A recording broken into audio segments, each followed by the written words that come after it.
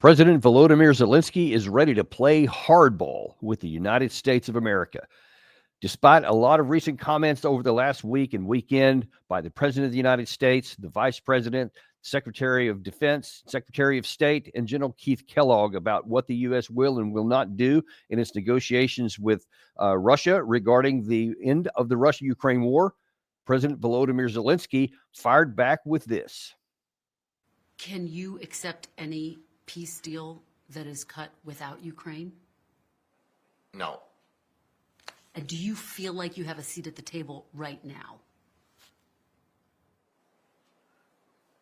I not only count on it, I'm sure that we have to be there, otherwise it's not acceptable. But if there is a decision without us, and Putin will go out from all our land, will be in NATO, and Putin will be in the prison, so President Trump can do it without us.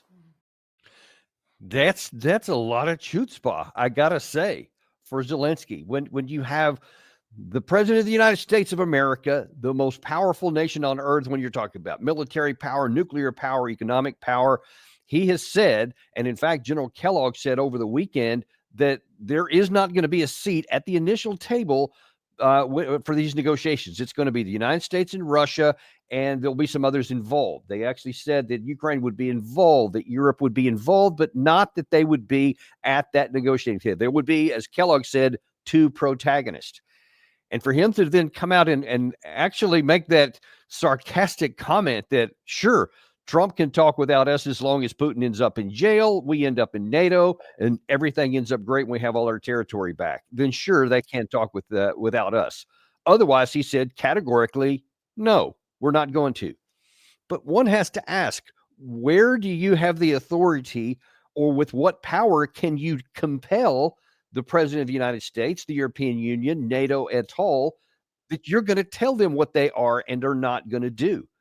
I think that, and unfortunately, we keep running into this, and he keeps providing fresh evidence that Volodymyr Zelensky is just being an irrational actor, and it's got to be questioned by the United States if he's even able to sit at the table, if they can even have a coherent negotiation with him, that he would be willing to recognize the reality on the ground, the balance of power between the sides, and to recognize that he doesn't have the capacity and he doesn't have the leverage to compel Russia to do anything. Not only does he appear to believe that he can compel Putin into what he's going to do, he also seems to think he compelled the United States. In that same interview, Zelensky went on to specifically address the whole seat at the table thing.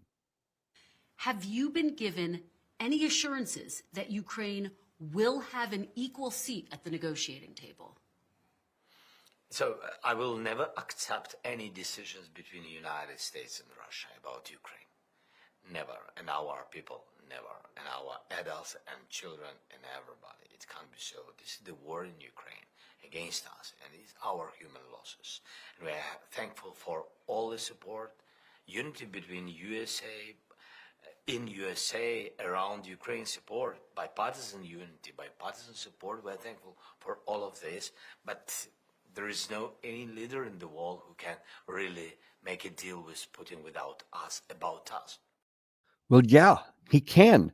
We can make a deal without you. And listen, we need to just ask a really important question right at the outset here. Does the president of Ukraine deserve a seat at the negotiating table, to have an equal voice with Russia and the United States? I would argue that he does not. And listen, I know that that's a very controversial statement that many in the West and most in Europe would recoil at such and get angry about it, I would venture. But we got to get away from the emotion and just look at the substance here. And that's where things start taking a bit of a turn. If people are willing to look at what's real and what has actually happened in the past, then you have to say, does this guy deserve a seat at the table? And I would argue that the answer is going to be no. I mean, let's just look at some of the things that he's done, some of his wartime decisions as president. I mean, you can go all the way back to Mariupol in the first few months of the war. He kept his forces in that town long beyond the military utility and condemned thousands of them to death or capture. The city was lost anyway. It was going to be lost. It had but even before it was fully surrounded, he had the opportunity to withdraw his troops back to other defensible positions, which the Russians ended up doing in several different cases. They've shown this. At least 3 major cases in this war, the Russian side recognized the military futility of trying to hold a certain piece of ground, withdrew to stronger positions, and they maintained their strength as a result. And they didn't sacrifice their troops to pointless endeavors. Ukraine never did that. Never. With at least with rare exceptions, but on too many events. There was Mariupol at the first, Bakhmut. They stayed in Bakhmut long beyond the necessity, literally requiring Russia to claw every single house and village out, which looks good on paper to some. It briefs well. It helps with the narrative that the Ukraine side was trying to perceive of heroic fighting of the Ukraine side, which they did, but at a profound military cost and human cost. The losses to the Ukraine side, many of them are irreplaceable, because a lot of the people who died in these battles can't be replaced in anything near the context of this fight here. It will take many, many years to replace a lot of the experience that they lost, and that assumes that the war can stop, because otherwise you keep churning, where every time somebody gets experience, they keep getting knocked out, and then you have to bring back at the tactical level people with no experience. This has been a net loss. There was Avdiivka, Vuhledar here this past year. The Torets in recent days. One of the worst ones that doesn't get a lot of notice anymore, because it's a little over a year ago, was the attempt to have a bridgehead over the Krinky River, a place called Krinky, over the Dnipro River, which was a multi-month process, which was utterly absurd at the face value. This was on the heels of the failed 2023 offensive, when the Ukraine side, and that's another one of the things. Zelenskyy is the one who gave the operation for the 2003 offensive the go-ahead, even though any rational analysis of military utility would suggest that it was going to utterly fail. And all they were going to do is lose tremendous amounts of equipment, capabilities, and definitely troops. And on the heels of that failure, then he launched another cross river down in the southern part of the front, where, again, thousands of Ukraine men got a bridgehead on the Russian side of this. But any rational analysis would show that for the same reasons the whole 2023 offensive failed, this one had no chance at all. Because even though they did get a bridgehead on the Russian side of that river, there was nowhere for them to go. They couldn't do anything with it. And for months, they continued to fight, even though there was no military utility in it. They kept on putting this, and I even see it worked on the information front. Even Forbes magazine, I remember so clearly, they said that, the offensive hasn't failed. In fact, look, there's this bridgehead across, and now then the Ukraine side will be able to start penetrating deeper into the Russian rear area. And it was never going to happen. Anyone who can read a military map would see that the terrain and the spaces involved here, and the same absence of air power on the Ukraine side, the same absence of mining equipment, engineering equipment, and these vast expense, anybody who tried to get across that would be wiped out, and that any armor that ever tried to get across the river could be methodically just annihilated, because the choke point of having to cross the river at pontoon bridges, because all the rest of the bridges had been blown. Zelenskyy was in charge of all of that. Every single one of those things I just mentioned was beyond military utility and a waste of manpower, but he gave the orders to do that. Diplomatically, he also deserves a lot of scrutiny. And listen, I know that so many in the West want to say he's like Churchill. He's brave. He's standing up. You saw in the Munich Security Conference last week, he got a 30-second standing ovation at the end. Everyone wants to talk about how brave he is, and he's like a hero figure. And folks, it's not appropriate. He hasn't earned that status. I know that you hate Russia, so many of you who were clapping in that arena. I get it. I understand why you would do it. I think it's bad, but I understand the reasons why. But you can't let your emotions get to you to where you will then support policies that are going to further harm Ukraine and further denigrate, if it's carried far enough, Western European security. Let's be clear on this. This goes way beyond Ukraine here. We continue to have these wrong ideas and desire outcomes that are just not going to happen, and graphically so, and fundamentals on the ground that can be measured in many cases scream that it won't be so. You keep ignoring those things, and you're going to end up to a point where we may actually have our security at risk. Right now, it's not. And as long as we don't get foolish, we won't. And I know a lot of people in Europe, we're going to talk about this in a show this afternoon with Matt Ho at 2:30 p.m. this afternoon. Europe's in an uproar right now, and they're going to have an emergency meeting. They're in a panic right now, and Matt's going to come on at 2:30 and talk to us about that. We'll talk about it in detail then. But the bottom line is that's all because they have this unrealistic view of what Zelensky is and what's even possible here. Because just consider diplomatically, Zelensky did. This is how bad his judgment is. There were 4 chances he could have had to either prevent the war from starting, or to have a negotiated settlement that could have cut off the losses and started the process of rebuilding, and he punted on all of them. He refused it,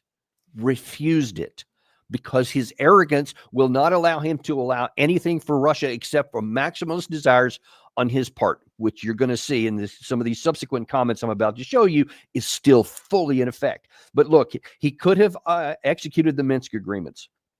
And if those who may not be aware, in 2023, he admitted to Der Spiegel, and I think it was 9 February 2023 to be specific. He said that, we were never going to implement the Minsk agreements because I was not going to do that. So he intentionally didn't do that. And of course, we know Angela Merkel and the French leader at the time, Hollande, I think his name was, they have also admitted that they didn't have any intention. So they didn't try to hold his feet to any fire. That's, again, a European view that has now come back to bite them in the ass. And if it continues to go along, instead of just abiding by that term, everything would have been fine. There wouldn't have been any war. Ukraine would still have been a corrupt nation. They would have still been on the front in between Europe and NATO and Russia, but they could have lived in peace, and they could have continued. They would still be whole to this day if the Minsk agreements had been followed. Check this out. Consider this reality. This is a fact. If the Minsk agreements had been executed and followed, Crimea to this day would still belong to Kiev. Of course, all of the Donbass and everything else that's already been lost would still, all of it would still be under Kiev control. But because Europe wouldn't accede to realities and just basic diplomacy, they punted and they gave up that opportunity. Then again, in December 2021, there was one more chance for diplomacy. And again, Zelensky refused to do it. April 2022 in Istanbul could have ended the war after barely 2 months. He punted on that one as well. And then the last major one anyway was in June of last summer, when Zelensky gave, every time that, by the way, the terms get worse and worse for Ukraine. And then they punted on that one too. And now that there's been, whatever it is, 6-7 months of additional death and destruction for Ukraine. And now here we are again at a point to where the thing can be ended diplomatically. If we continue down this unrealistic path, then you can count on the same things that have been happening since 2015 will continue to happen here. The conditions for Ukraine will get worse and worse and worse. And it's as predictable as the sun coming up in the morning. That's just how things are if you're paying attention to reality here. And so as you're talking, Europe, about panicking, as you're talking about being mad at the United States and President Trump and all of his senior officials for the things that they're saying, look at what has failed so far. See where the diplomatic failures have happened, see where the military failures have happened, and see who's in charge of that. And you tell me, does that guy deserve an equal place at a table for negotiations between Russia and the United States and Ukraine? I argue that the facts scream the answer is no. But that doesn't stop Zelensky from continuing to make demands. And so now then, when he was asked about security demands, he pointed this out. What security guarantees does Ukraine need specifically from the United States? The strong package of missiles, like prevention step, that we will not use it before any invasion. We will not use it. But if they will do it, we will do it quickly. And big army. If we're not in NATO, as I said, comparable with Russians, not sure the same number, but comparable. We need money for this, so we need investment, but I think this is in the interest of both countries to invest in Ukraine, in different gas, LNG. So this is the part of economical security guarantees for us to be immediately the member of EU. Okay.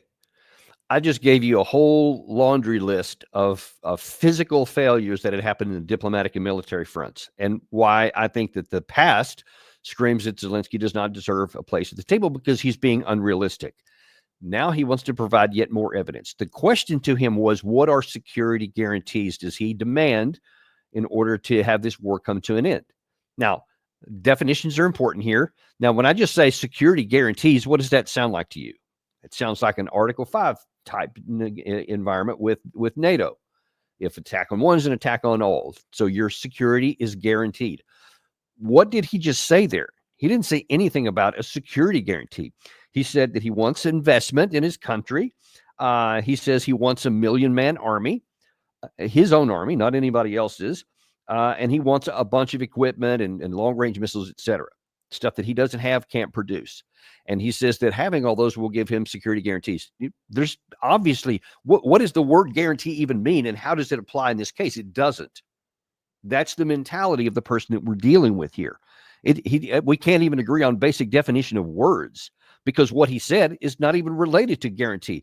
You can argue that it might help you, that it might be an assistance to you, but it's nowhere close to being a guarantee. But yet that's where his mind is. That's what he's thinking. It's a security guarantee. And listen, that it's further, not just a matter of definitions, but those things aren't even possible right now.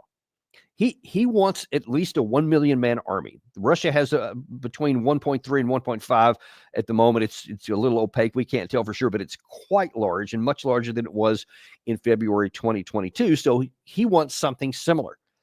And listen, as I've just pleading with anyone who has any common sense. No, that's not true. It's not common sense, actually. It's anyone who has military knowledge and historical understanding about how combat power at the national level is built. Historically, how armies are built. And it doesn't matter what country or what era. The fundamentals have been always the same. You have to have enough personnel. You have to have sustainment to be able to keep them, employed and to pay all the bills and the training and the equipping and all that kind of stuff to whatever size that you want.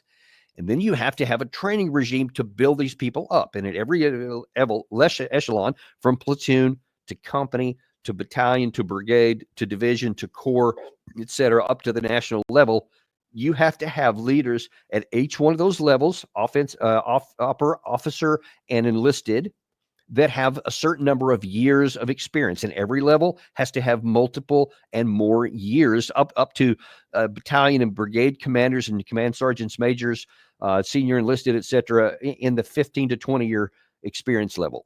15 to 20 years. If you want an effective 1 million man army, that's what it takes. It takes all of that to do, and you cannot shortchange any of it. You can't shortchange the timing. You can't shortchange the time that's required to achieve those levels. The experience is a one-to-one deal. It can't be accelerated. It can't. No matter what you want it to, it can't, because it's just not how it's ever worked. The financial has to be consistent going up there. You have to have the physical infrastructure to conduct training, and that means formal training in classroom kinds of situations, in the field training, computer simulations. All of that stuff has to be mixed together. A full decade, if you want an effective combat force, that you even have a fantasy that being able to go up head-to-head against the Russian army right now. But here's the thing. That Russian army isn't going to freeze where it's at right now so that you get 10 years to prepare, and all of a sudden, bam, you're going to be fighting the Russian army that exists today. You'll be fighting the Russian army that also exists 10 years from now, and it will continue to accelerate and improve itself. So you see that the chances that Ukraine would ever be able to overcome the vast gulf between the capabilities and the capacities of the two armies is sheer fantasy. And yet here's Zelensky talking like it's no problem. No big deal. We'll just continue to do that. And it's so this is the level of The past, military, diplomatic, and the current is he's showing you this is not somebody you want to peg your security to, that you want to give this guy an equal voice at a table when the end of negotiations could end up having to do with your national security. And Zelensky actually admitted one other thing during this conversation, that I think he's also missing badly, and so is most of Europe. Don't know whether the Trump administration is, but it sure seems like Zelensky is, because he's going to lay out here that there is an emerging threat of an additional. Now we have, and we share it with intelligence of our partners. Now we see how he's preparing to train 150,000 people, mostly on the territory of Belarus. There are risks that this can be Poland and Lithuania.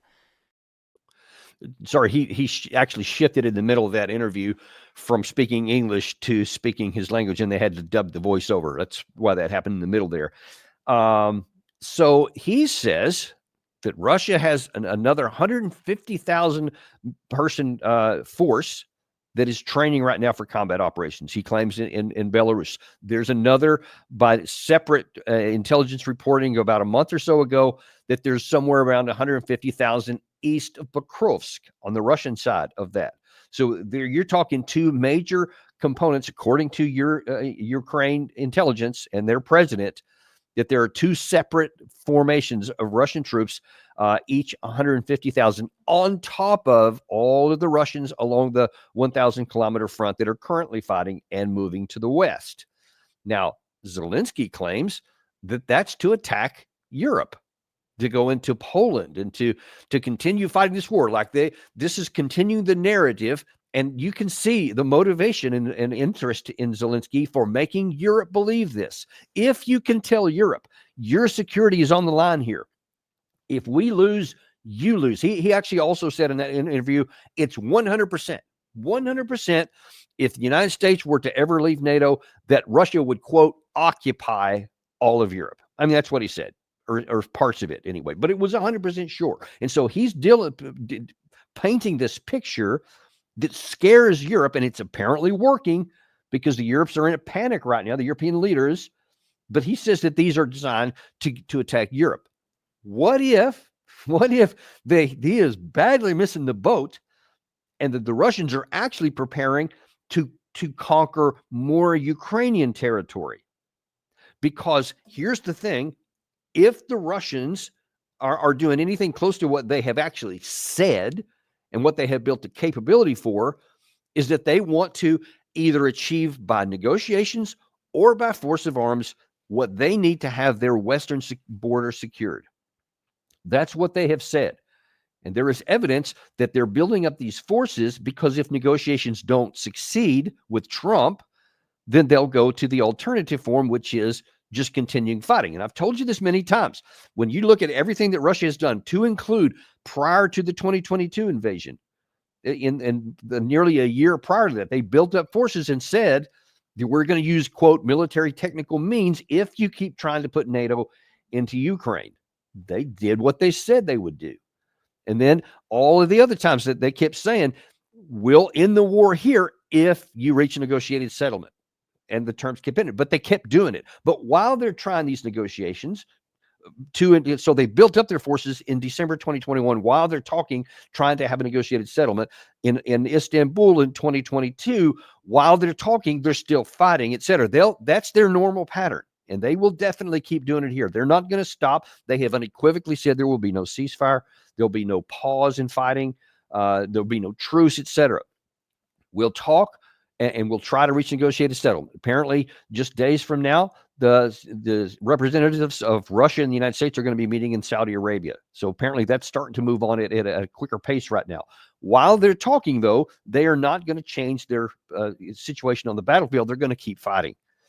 And so now then you have Zelensky trying to convince Europe that all these forces are actually so that they can conquer Europe.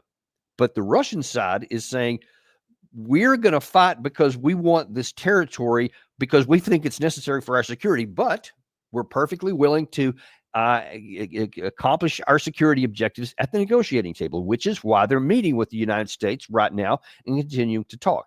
For his part, President Trump said yesterday that he doesn't think that Russia is looking to invade Europe.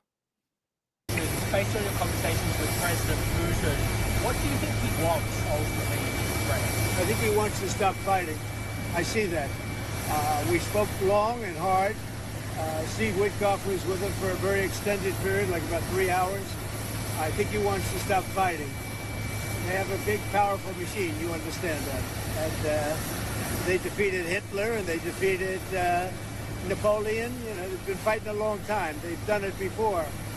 And but I think he'd like to. I think he would like to stop fighting. Do you think he wants the whole of Ukraine, or just like what do you think he wants? No, I think he wants to stop. That was my question to him, because if he's going to go on, that would have been a big problem for us, and that would have caused me a big problem because you just can't let that happen.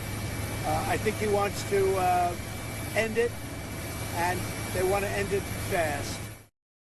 And actually, just I guess it was last week. Sergei Ryabkov, the deputy foreign minister for Russia, said as much. He said, yes, we want a negotiated settlement. We want to end the war. So he validated what Trump is saying, what Trump is hearing from behind the scenes. But there's something key that Ryabkov said here that we all need to keep an eye on. And he says to have a negotiated settlement, we have to understand that all of Putin's conditions have to be met. The sooner there would be a settlement, that's how it would work out. But what are Putin's settlement terms? His settlement terms are all four of the annexed territories, all the administrative borders, which means territory that Ukraine currently possesses, that there would be no NATO in Ukraine now or ever. So they would be militarily neutral, that they would be denazified and demilitarized. Now, how Russia defines demilitarized is actually what they're doing right now. By fighting, they're destroying the Ukrainian ability to defend their country by physically shrinking their military. And we know that's happening because Syrsky, the commanding general for the Ukraine side, has said that they can't mobilize enough to offset losses. They already are in the process of physically shrinking, i.e., the Russians are accomplishing one of their tactics here. If they can get the rest of it through negotiations, then they will do so. And it's not crazy because it's perfectly rational for Russia to do this, because they have said since 2008 that their primary objective is security on their western border. So that shouldn't surprise anyone that they're willing to use whatever terms that's necessary, whether military or diplomatic. If they can reach a diplomatic settlement that will end the fighting, and I think that Putin is true on that. I think that that's part is accurate. They will happy to end the fighting as long as their security is guaranteed. Now, you don't have to be Pollyannish or trust Putin. I wouldn't trust him with my security, not in a heartbeat. I would, if I can't provide for my own security, and that means if I'm, a Western European or any other country on their border, certainly the United States, I'm going to make sure that I secure my own national security. I'm going to take care of that myself. And that's what NATO should do. That's what every country should do. You had Secretary of Defense Pete Hegseth reinforce Article 3 of the NATO Charter this weekend, where he said exactly that. And if you don't know Article 3, that's where it says every nation has to provide their own national security within their confines of their country. So the NATO is supposed to help, but every nation is obligated to provide for its own national security. So you don't have to trust anything Russia says. You just have to be able to defend your own borders. And then if there is a penetration of the borders and the Article 5 then comes into play, then other people can come and help you. But the primary responsibility is for each nation to do that. That's what we ought to do, both as individual nations and as collective security within NATO, is to make sure that we can defend ourselves so that there's no trust of Russia involved. You don't have to. It would be great if he did what he said, but you need to have the capacity so that if he doesn't do those things, then you're not left at the whims of his word. See, that's one of the things that people are so terrified about this Munich conference here being like 1938 Munich, where the British prime minister basically just wrote off Czechoslovakia, and then Putin took that as a green light and then continued or actually started really World War II. But in that case, they just hoped that Hitler would do what he said. They didn't have the military capacity in these other countries. That's the lesson. If you want to learn anything from Munich 1938, it's don't fail to defend yourself. Don't fail to build your own national military power. That's the real lesson here. And that applies right here. That's what we should not do. One other thing. So, oh gosh, I mean, it's so much was in that interview of why Zelensky, by his own words, are showing why he shouldn't be at this negotiating table. Now, even a cursory look at this map, everybody should now be, even the Europeans should now be crystal clear that no negotiated settlement will occur that doesn't require the ceding of land that Russia owns right here. They own somewhere around 21, 22%, something like that. They're obviously at the risk, by Zelensky's words himself, at possibly taking even more, but there is zero chance. And you tried all of 2023 and you had 2024 to try and reverse it again, to try and drive Russia out. Utter failure. You've lost everything that they even scratched out in 23. So given that reality, so you're going to have some kind of negotiation that leaves some land behind. But when asked in this interview, would Zelensky cede some territory? Here's what he said. Are you willing to say here that you are prepared to formally cede some of the sovereign territory of Ukraine to Russia in order to stop the killing? Judicially, we will not recognize. Everybody understands that it's out of constitution to recognize our occupied territory like territory of Russia. We will never do it.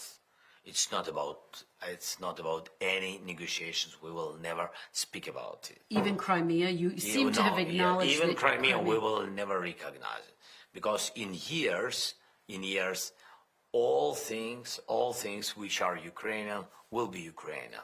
But maybe I don't know when. But yes, we have to return it diplomatically. Yes, we can. If we are in NATO, it's understandable why diplomatically. It's very understandable. Okay, let's look at this from a couple of different perspectives first. That last comment here. First of all, let's look at this from the position of Donald Trump. Now, if you've been talking to the other biggest nuclear, and actually, I guess numerically, the largest nuclear weapons power on the planet in Russia, you're talking to him about ending this war. And you have to decide. The war is ostensibly between Russia and Ukraine, but it's really against the entire West, because, as we've bragged from the beginning, it's 50 nations allied or providing support for Ukraine against Russia. So it's really a proxy war from the West against Russia. So you're thinking, as Trump, I want to end this. Now, do you just go one-on-one with Trump or with Putin, or do you go 1-on-3 basically with Zelensky and Trump against Putin? Now, if you hear the leader here saying, nope, I won't give anything up.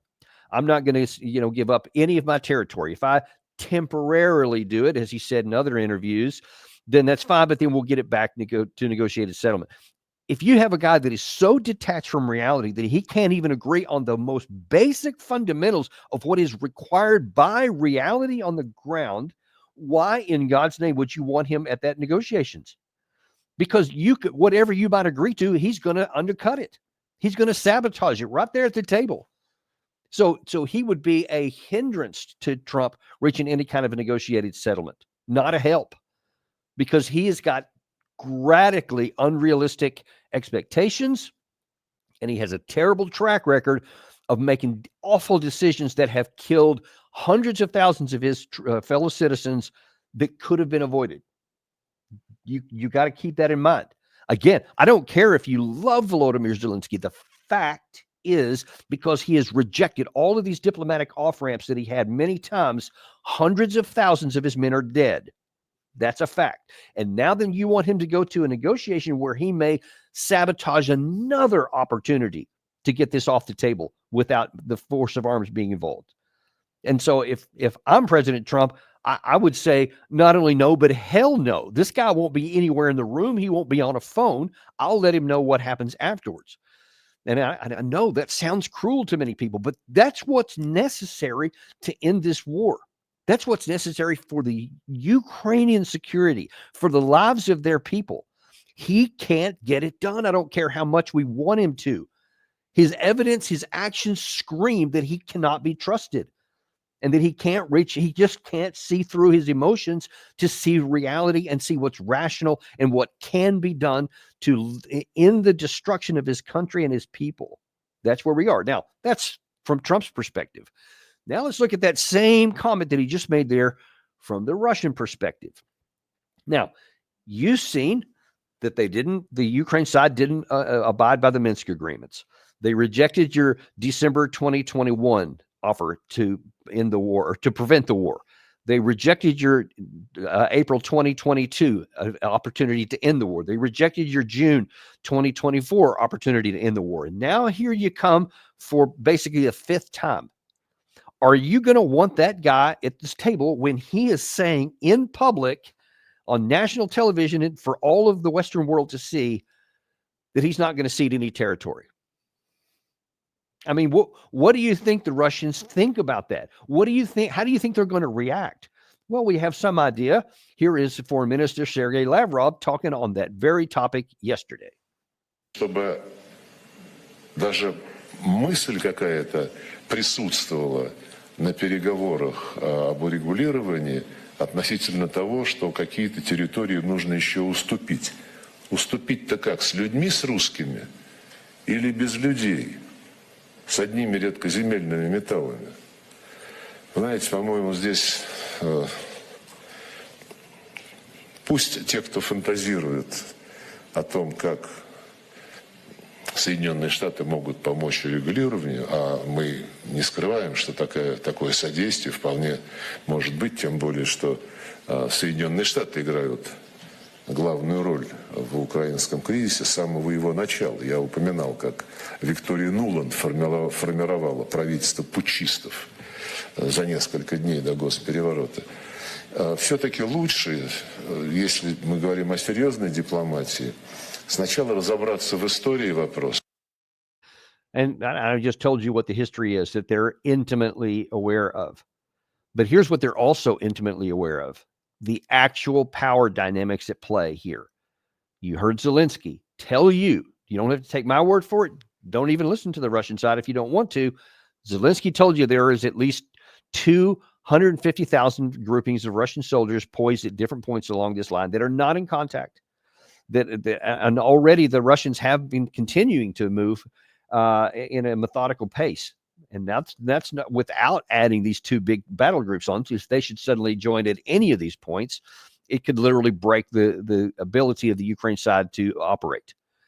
So Russia is seeing, and they're sitting there thinking, okay, what do we want to do here? Trump's coming in and talking that he wants to end the war, that he wants to end the fighting and the killing. Terrific. So do we. But the guy that's in charge of Ukraine's side doesn't seem to want to play ball. He hasn't been a faithful negotiator. He hasn't been willing to have any kind of diplomatic end in all the way back to 2015. Why do we think he's going to do it now? If he does, terrific. That's why you saw Lavrov say there, it's possible that with U.S. help they can do it. Great if they do. But here's what you understand. You got to go back to that comment from Ryabkov a second ago. He said for the fighting to end, all of Putin's June 15th, the June 14th numbers from last year, his terms have to be met. All of them. And clearly Zelensky isn't willing to do any of them. And if that stays the same, if Trump is unable to compel Zelensky to have any kind of concessions on these non-negotiables from the Russian side, Russia has the military capacity to compel compliance on their terms. This is what Europe needs to understand. This is what everybody in the United States needs to understand, and what everybody in Ukraine needs to understand.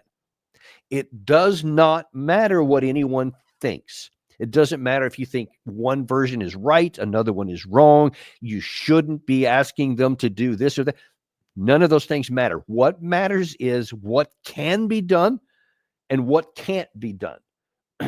Can the Ukraine side, do they have the power to compel compliance on the Russian side to their preferable terms?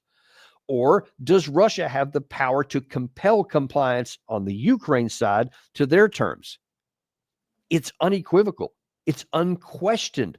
We know the answer, and the answer is that Russia has the ability to compel on the ground their terms. If they don't get them in negotiations, then we'll see the same thing we've seen every other time there's been an opportunity for diplomatic end. Russia will simply keep fighting and they'll keep capturing territory. Maybe they don't employ these two battle groups in large formations. Maybe they don't swamp the Ukraine defenses. Maybe instead they just keep going with this slow, methodical grind. This slow, methodical grind will continue until the Ukraine side eventually just descends into catastrophe. They don't have the ability to maintain their support, maintain the number of troops, even bodies to put in uniform, much less trained bodies. They're losing more than they can capture, more than they can bring in. That's a fact. There is not even the talk right now, not even the possibility that the United States is going to match anything that's happened at any point during the war. Whatever has been given by the Biden administration was agreed before Trump came in. That apparently is continuing to go in, but that's it. There is not even the talk of anything more. How does anyone think that the Ukraine side can even hang on without a massive infusion from the United States? Europe, perhaps? Maybe you think, well, that's what they're meeting in I think it's Paris right now, this emergency meeting. Maybe they're going to say, we'll give all this stuff. Folks, they don't have it. Europe as a whole has even less stuff than we do. And they have also their inventory. You saw Ian Puddock on our show over the weekend talk about how he has knowledge that many of the inventories on the UK side are already depleted. They haven't even been backfilled from what they've already given. They don't have it to give. And there's other countries that have even less because they started with less.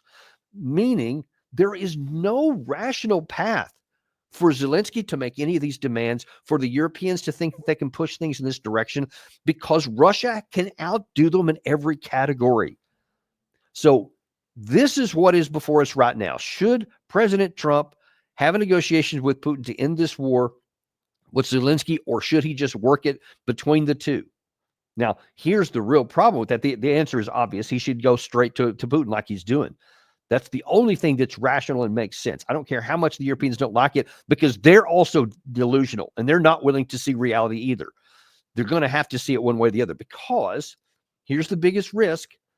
If Trump is unsuccessful at compelling Zelensky to agree to whatever terms he and Putin may come up with, then you're going to put Trump in a position to where he has to say, then you're on your own. You guys figure it out. If you want to do it with Europe, have at it. We're not going to give anything more. We're not going to send any more American money and any more American equipment to certain failure. That would be unimaginable and unthinkable for Trump to actually do, to say, yes, I know this is going to fail, but I'm going to keep throwing money down an empty hole. He's not going to do that. Biden did. Trump is not going to. Then you have the possibility that Russia will say, okay, we couldn't get it in negotiations. Now we're just going to take it by force of arms. But listen to me carefully here. Everybody in Europe, everybody in Ukraine needs to hear this clearly. If you don't end the war on a negotiated settlement here, you increase the possibility that Russia says, we're not going to stop at those 4 administrative borders. We're just going to keep on going. And then you run the risk that they may look north and say, okay, I'm going to end the last threat that the West has to invading my country, and I'm going to militarily defeat the Baltics up there. Now, the Baltics, Latvia, Estonia, Lithuania, they are NATO members. They do have Article 5. Unless anybody on the West side thinks that that's like a magic force field that Putin would, quote, never test, if he doesn't believe that he can secure his country by any other means other than sealing off his entire western border, it's possible, and I don't have any insight, maybe he wouldn't, but it is very possible. Military, it is definitely possible. I don't know if you guys are aware of this, but the entire military contingent of the Baltics is, I think, somewhere around 36,000 active troops. It's 15, 20 battalions who have no combat experience, and none of them are ready for war. Russia has this battle-hardened force, apparently 150,000 in Belarus, that could be turned north, and they could take this in a 2016 RAND study, even before the war that happened here, said that Russia could take all of the Baltics in about 96 hours. I suspect it's less than that now because the Russian army is much bigger and much more capable because now it has 3 years of combat experience to understand how modern warfare is conducted, and the Baltic side has none. So you want to risk actually losing NATO territory, then ignore these realities today, because that is where we're at. All I've been talking about for years is that Russia has no intent to recreate the Soviet Union, and they don't want to capture all these different areas. But if we continue to threaten by UK saying we need to get ready for war with Russia, Germany saying we need to get ready for war, Sweden, Finland telling their people we need to get ready for war with Russia. At some point, they're going to say, okay, you guys keep saying this. I guess we're going to protect our security the only way we can, and we're going to seal the entire western border. And then if you want to use nuclear weapons, then we'll use nuclear weapons. But we're going to secure the border. That's the risk that we face. You talk about what is in the national interest of the United States, what is in the national security interests of Europe. It's ending this war right now on whatever terms we can get so that we never have to find out what Russia is willing to do there or if this could go nuclear. That is the big risk here, and why I'm so emphatic and adamant about it. And the European Union needs to wise up and sober up and stop looking at this through emotional eyes and start looking at it through realistic, self-centered eyes, if nothing else. Look to your own national security. Your own security is not going to be built by building a bigger army. It's going to be done by making common sense and rational choices about the actual balance of power. This war can be over quickly, and the United States can be safe, Europeans can be safe, and the rest of Ukraine can be safe if we'll do what's rational right now. And I pray to God that's what Trump does. But we'll continue to watch, because we are unintimidated and uncompromised to bring you the truth, no matter what it is, no matter whose feelings it hurts. You need to know the truth because your life could depend on it. Now, we talked a little bit about the European part here. This afternoon at 2:30 p.m., we're going to be back with Matthew Ho. As I mentioned, you don't want to miss that because he's got some great insights into what's going on. We've also got some information and news that you may not have seen anywhere else. You're going to see it here this afternoon. So be sure and like and subscribe if you haven't. And by all means, join us at 2:30 p.m. today, Washington, D.C. time. And we'll see you then on the Daniel Davis Deep Dive.